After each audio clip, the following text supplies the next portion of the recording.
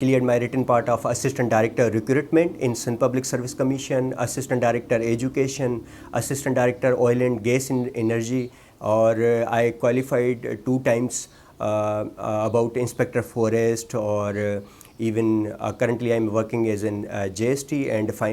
recently I allocated as an Assistant Director in Local Government. तो अब जो मैंने चीज़ नोट की है यहाँ पर ये कि आपकी जो एक इंग्लिश की इंटरव्यू की बात कर रहा हूँ, स्पेशली मैं इंग्लिश की जो आपकी फ्लुएंसी होनी चाहिए ना इंग्लिश में, उसको आप तभी बेहतर कर सकते हैं जितनी आपकी ज़्यादा रीडिंग होती है, स्पेशली पर्टिकुलर उस चीज़ में। जब आपकी रीडिंग ज़्यादा होगी और लगातार आप एक कोई भी चीज़ पढ़ते रहते हैं एक वॉइस में, तो आपकी वो एक वोकेब भी कवर होती है उससे, और आप में एक कंटिन्यूस एक फ्लुएंसी आ जाती है जब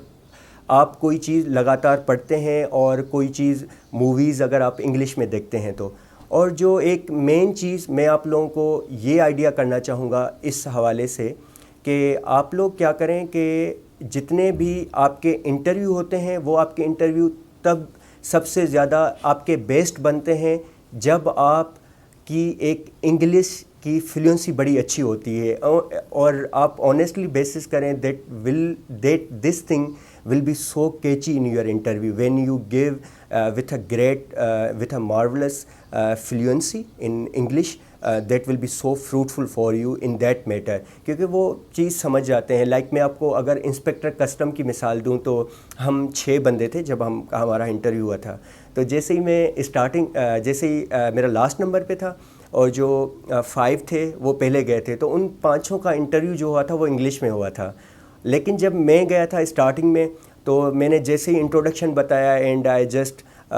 share my some specific part of my life, तो वो समझ गए थे कि इसकी इंग्लिश में एक फ्लुएंसी है। तो उन्होंने क्या किया था, मुझे स्टार्टिंग में कह दिया था कि हम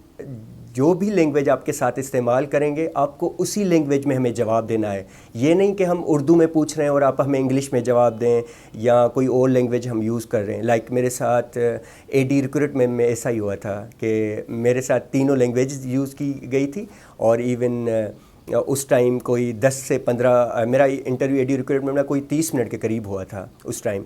तो ये सब चीज़ें वो समझ जाते हैं ना, क्योंकि उनका एक बड़ा एक्सपीरियंस होता है। और इस हवाले से तो फिर मेरा क्या हुआ था कि मेरा पूरा इंटरव्यू, अब मैंने पूरी तैयारी इंग्लिश में की हुई थी इंस्पेक्टर कस्टम में। जब मेरा इंटरव्यू उर्दू में हो रहा था तो उस टाइम मैं क्या कर रहा था कि जो चीज़ें मैंने इंग्लिश में पढ़ी हुई थी, even I balanced eight that moment, क्या कर रहा था कि मैंने अपनी एक फ्लुएंसी उर्दू में भी रखी हुई थी। तो आप ये चीज़ मस्ट इंश्योर करें कि जब भी आप इंटरव्यू देने जाते हैं तो you must have an influency not on a particular language of English, but you must have a good fluency on other languages like in Sindhi, Urdu। तो ये चीज़ें आपकी बड़ी नोट होती हैं वहाँ पर जब आप बात करते हैं। तो वहाँ पर बेसिकली अगर मैं अपना इंटरव्यू की बात करूँ तो इवन आई गॉट अराउंड, क्योंकि अभी आप लोगों को पता है कि कस्टम के मार्क्स शो होते हैं, पहले नहीं होते थे। तो अभी आपके रिटन के मार्क्स और इंटरव्यू के मार्क्स शो होते हैं वहाँ पर। तो I got around one of the highest marks in Sindh, 145 near to और 150 एट दैट पर्टिकुलर मार्जिन। तो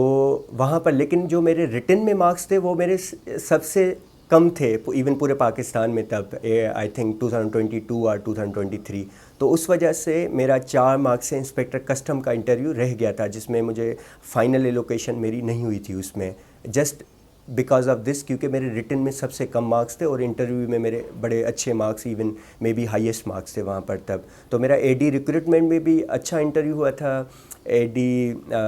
एजुकेशन और अदर इंटरव्यू। तो लेकिन मेरा शायद किन चीज़ों में वो लेक थी जो मैंने अभी सीसी के इंटरव्यू में इम्प्रूव की, and then I finally allocated as an assistant director in CC 2023। मेरे ख्याल से तो जब आप क्या करते हैं कि इंटरव्यू देने जाते हैं ना, जस्ट वो एक जो लम्हा होता है आपका जब आप बाहर बैठे होते हैं और जब आप इंटरव्यू में आके बैठते हैं चेयर पे, जस्ट एंजाइटी उस टाइम सबसे ज़्यादा हाईएस्ट होती है। तो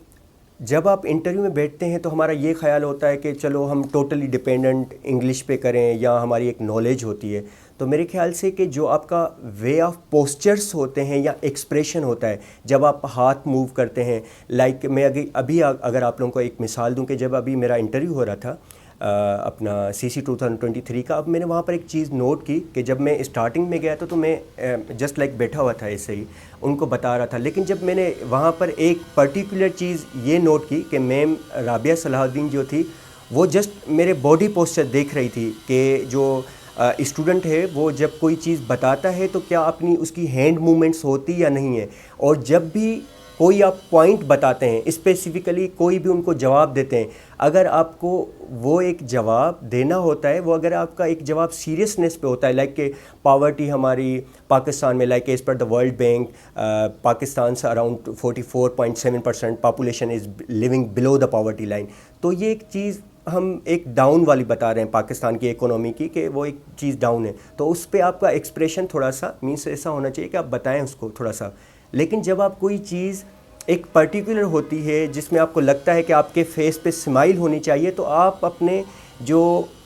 पोस्चर्स हैं, बॉडी पोस्चर्स हैं या जो आपका एक फेस मूवमेंट्स होती हैं, तो आप उनको उस तरीके से ट्रांसलेट करें उधर, तो ये चीज़ें आपके लिए एक बड़ी फेवर देती हैं जब आप स्पेशली इंटरव्यू देने जाते हैं। और उसके बाद जो भी चीज़ आप एक बयान करना चाहते हैं इंटरव्यू में, then you can give reference at that moment according to that question. अगर आप बात करते हैं वो, अगर आप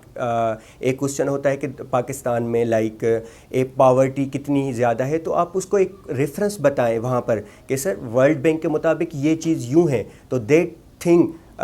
depict a truly I think heinous picture of that thing. तो ये चीज़ें एक वहाँ पर ही प्रूव हो जाती है, उनको लग जाता है कि ये जो अभी स्टूडेंट आया हुआ है या बता रहा है इसने अच्छी खासी स्टडी की हुई है और इसका जो बैकग्राउंड है वो एक रीडिंग के साथ जुड़ा हुआ है, जो आप लोगों को एक चीज़ फेवर देती है बड़ी इस चीज़ में।